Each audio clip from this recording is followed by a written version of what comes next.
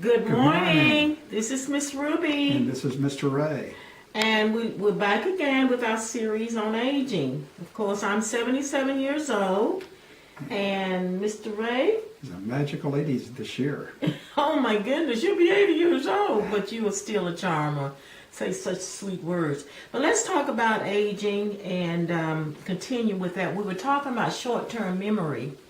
Now, we all lose our keys and we forget where we put things, and I mean, we saw that at an early age. So, Ms. Ruby, I think it'd be good to reset when our first part of this series is there are 3 dimensions to aging. right, And the dimension, there's the actual physical dimension having to do with health or not health, the psychological dimension, coping to the contraction of what views as opportunities in life, and the group or the societal, which has a big impact on seniors. So we were talking about the elements that happen in the beginning, and Ms. Ruby was talking about short-term memory.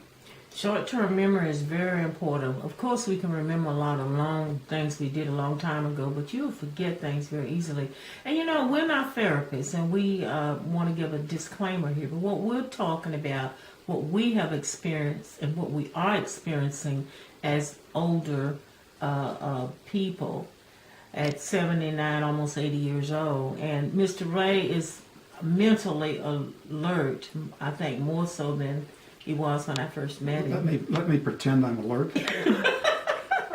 I think that one of the things is that where short-term memory goes, the studies also, and people may view that's a decline in mental capacity. What the truth of all the research is that if you're active with your mind, that in effect you can carry on with better judgment, be a better worker, be more attentive to life than you can when you're younger. So one of the perks with aging is wisdom, and we'll be coming back to that. So that we're setting the theme, and I think one of the ones with the physical has to deal with health. Maybe you can just talk about your health program a little bit. Oh, my health program starts before I get out of bed. I do my get out of bed workouts with Mr. Ruby. You can find that in YouTube, and please join me in the mornings to do your get out of bed workouts. You do not have to go to the gym every day to be in the physical condition that I'm in. And of course, I do have some limitations, but I do quite well. Also, I take vitamins. I have nothing against vitamins. We're not therapists, but we're just telling you what we do. I take vitamins. Now, it's up to you. Make sure you consult with your doctor before you do any of the exercises, before you take any vitamins. And I have done just that.